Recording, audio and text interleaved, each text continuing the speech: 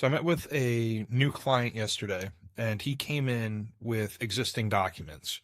So he sadly recently lost his wife, and they'd created documents in another state, out west.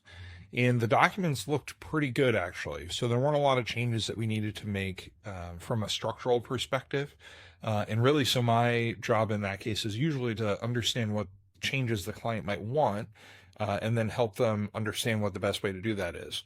But one thing that came up that was pretty interesting is he said his number one concern was that he's afraid that he's missed funding for the 5 year look back period, which is something that people do bring in. But my concern really turned to the fact that he didn't have a 5 year look back period.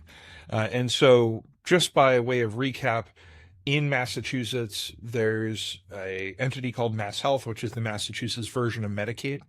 And in order to mitigate the risk that Medicaid could put a lien against assets, including a primary residence, people will often create what's called an irrevocable trust.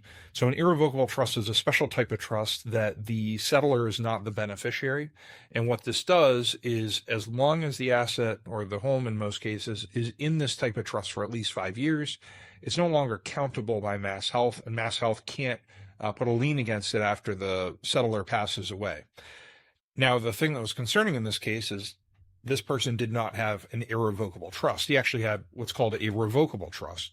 And his revocable trust, he was the beneficiary. He retained the right to make any changes that he wanted to, which would fail the test that Mass Health applies to see whether this trust is, or the assets within the trust are countable.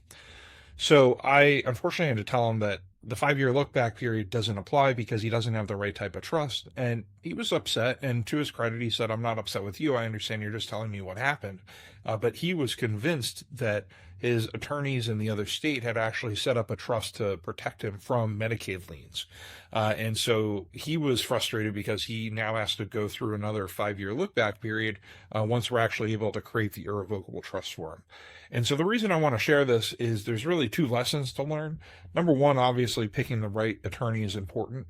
That's kind of a given. But the other thing that this really hits home for me is that it's really important for clients to understand what they're signing and what they're not signing, which is why I really pride myself on the fact that we send an explanation to every client in a video so that they can review their documents and have a really good grasp on what is happening in their trust.